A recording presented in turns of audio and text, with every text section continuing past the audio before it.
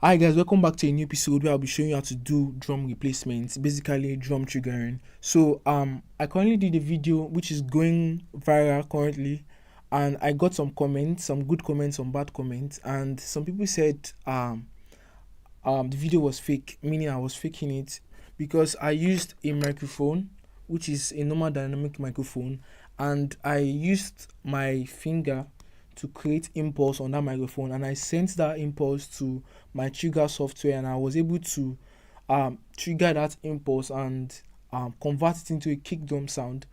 And they thought it was fake, so I'm doing this video, this live video, for you to see me exactly how I'm going to do this same thing as proof that the video is not fake. So let me play the video for you. I want you guys be able to see my streaming software. So transition. So this is the video over here. Thank you for loving me too much. Thank you for loving me too much. Break it down. You guys can watch it again. Thank you for loving me too much. Thank you for loving me.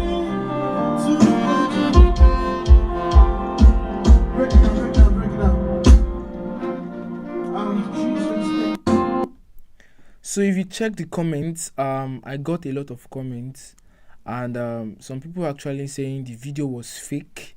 Yeah, and it was a surprise to me because the only reason why you think the video is fake is actually limited knowledge. Yeah, you've nothing thought about possibilities. Anything you think of in the world of audio is actually possible. Maybe not all, but most things are actually possible when you think of it. You'll be able to create a solution behind these things and find out that there are some certain things that can work you've never thought of before. So that's what's happened, and I'm going to show you guys how I got that to work. So guys, this is Cubase 12, and I'm going to show you exactly how I made it work. So basically I'm using let me transition back so you guys can see me. So basically I'm using Cubase 13, and the trigger software I'm using is Aptrigger from Apulsoft, and I have libraries and samples that I recorded, high quality samples that I use for my drum triggering. So I'm going to show you how I'm going to do it, and you guys will watch me use this microphone, and I'll do the same thing, and I'll send impulse from my sound card from this microphone to my software, my DAW, and I'm going to change the sound. You guys are going to witness me live doing it. So this video is a live video, and you guys are going to see every process. So let me show you guys my software over here. So you guys can see my screen. So this is Cubase, and I'm using a sound card over here, and I've selected that sound card to be an aggregate device input. So those that are familiar with Cubase, you can actually create input bus and output bus, which are just normal input and output. So I have these are my two inputs on my sound card, mono 1 and mono 2, and this is my output over here. So basically the way trigger works is trigger, I feel like I should explain what it does so that demonstrating will be easier for you. So let's go back to my streaming software. Then yeah, so what's a trigger? A trigger is basically a software or an hardware that converts audio spike into giving samples. Yeah, so you have a library of samples. You have a kick drum sample, a snare drum sample. What that trigger does is it listens to audio spikes from sources, and it automatically changes those sounds into those loaded samples. So I have realistic sounds, I have kick drum sample, snare drum sample. I have toms, tom 1, 2, 3, floor tom. I have these samples in a library, saved in a library, and encounter any issue or my kick drum sounds bad, I can just place a trigger software which converts that kick drum into a new fresh kick drum. So that's how it actually works. So it listens to audio spike. So what you just need is an audio spike, and that audio spike is going to be sent to your to the trigger software, and trigger software is going to change that sound into the sample you've loaded in it. So that's how it actually works. So you guys should watch and see how I'm going to do it. So let's go back to Cubase. So this is an audio track. I can add another one if you want me to. Let me add an audio track, input mono 1, coming from left, then configuration in mono. Very good. So this is, I want to confirm if audio is going to my streaming software. Let me add a test tone, tools.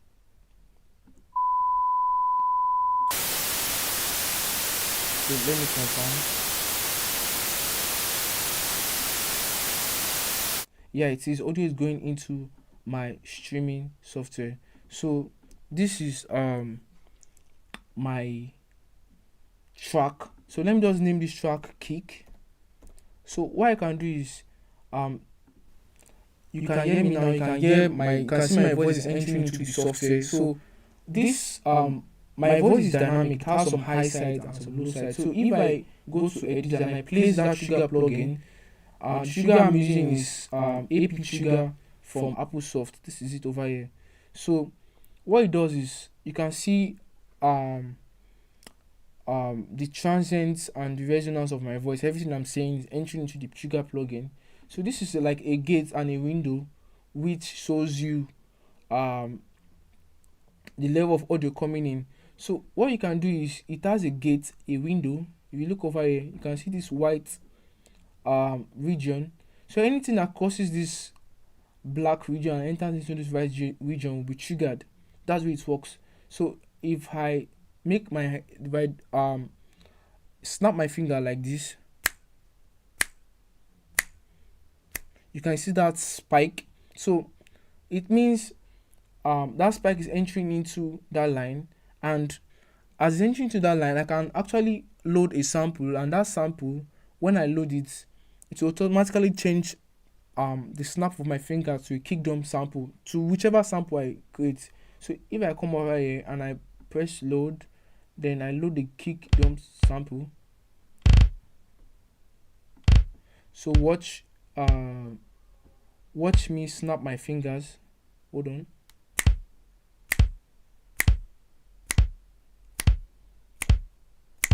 You can see how funny that is. If I change it to a snare drum sample, load, snare,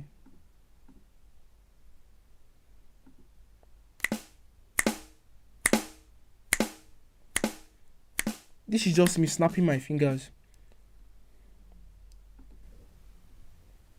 So guys, I have different layers in a sample. In your trigger, you can actually create layers, meaning I have 4 layers over here, 1, 2, 3, 4, and I can use those layers to set dynamics. That's how much I want this louder spike. I want this louder spike to trigger these loud notes. So on my snare, most times on my snare, I have 3 samples on my snare. A very hard note that's very loud with much attack, then a medium hit note, then a ghost note.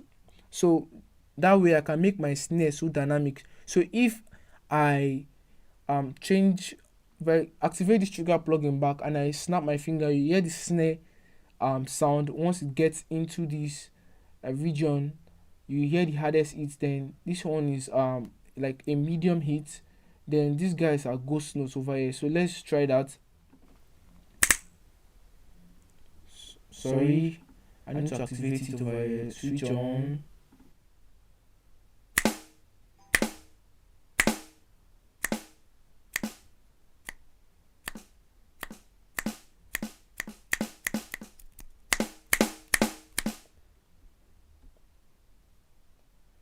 If I load the tom sample, let me load the tom sample, tom 1.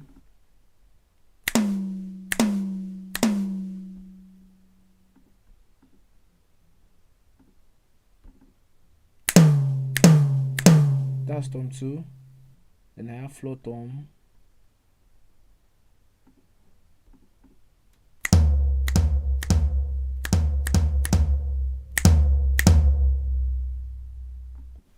Isn't that amazing? That's the way it actually works.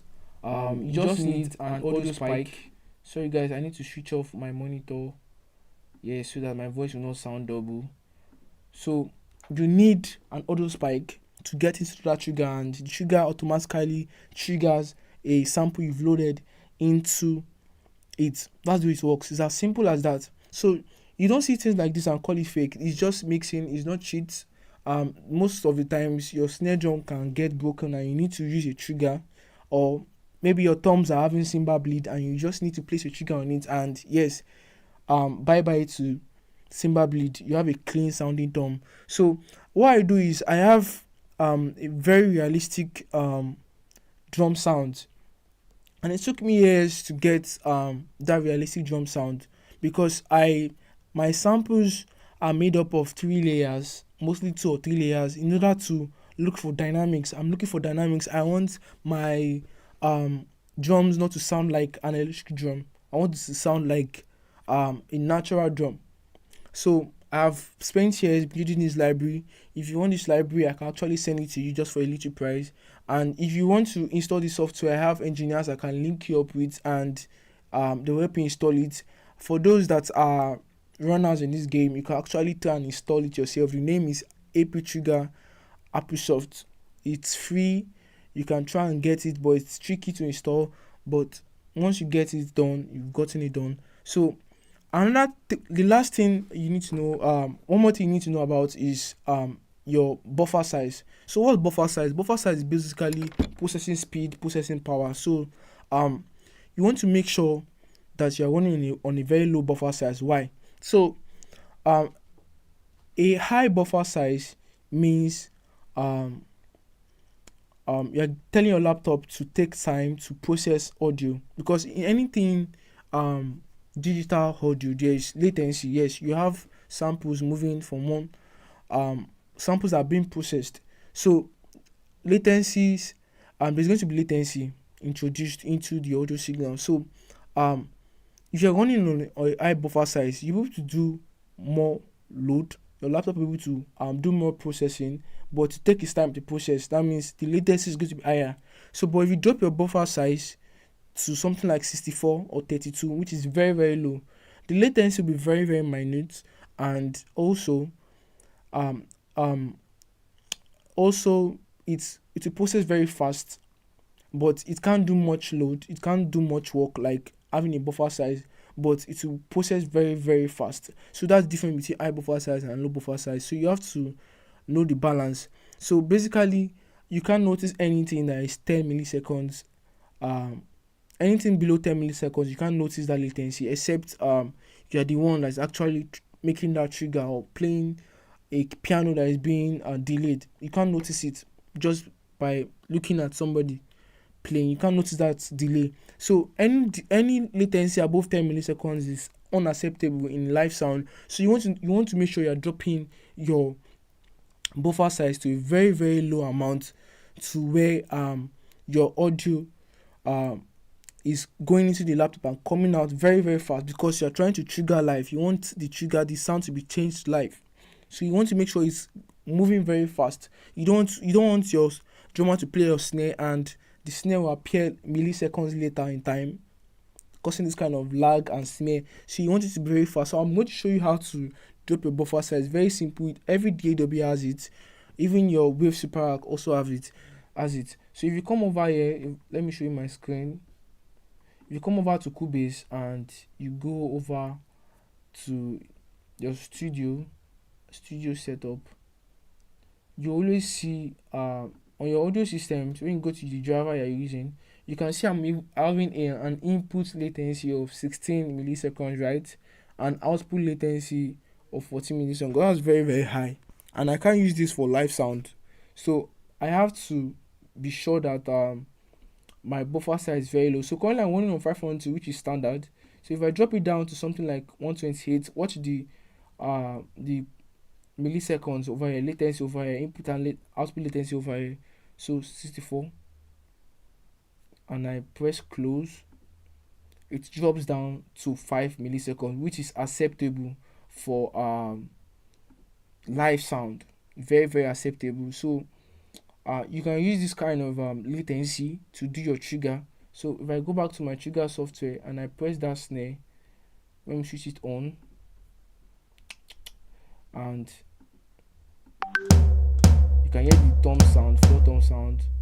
I can actually use my hands to play them. Like, I have different samples, I have plenty. There are many samples I have. So that's the way it works. It's not that hard to get wrap your head around. It's so simple to wrap your head around. So that was all about a trigger. That's how trigger works. It's very simple to use and very effective. You can actually place an equalizer before the trigger to filter out some unwanted frequencies that you don't want to get into the trigger software. So those frequencies will not be able to trigger, or what do we call it, trigger or make a sound you don't want it to make. So if I come back to my software over here, so guys, I'm going to show you guys another analogy. So if I do this over here, so my sound card has two inputs, right? I have my microphone over here, which is this guy, very sensitive microphone, and I have like a jack to jack cord connected. This is a jack to jack cord. So you see this gramming sound. So this gramming sound you're hearing, I can actually change this gramming sound into a kick drum sound. Let me show you guys. So I want to put my screen in the way you guys can see me, you understand, at the same time see my screen capture. So I'm trying to reduce the size of my screen capture so that you guys can see this. Let me see, reduce. This is very good. Then transition, you guys can see this now. So if I go back to Cubase and I set my input to mono 2, which is my this jack in my hand, once I grab that cable, it's supposed to enter now.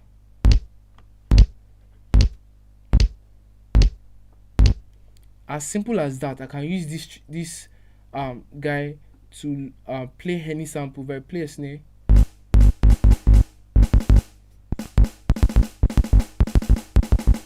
if I come over here to thumb sound,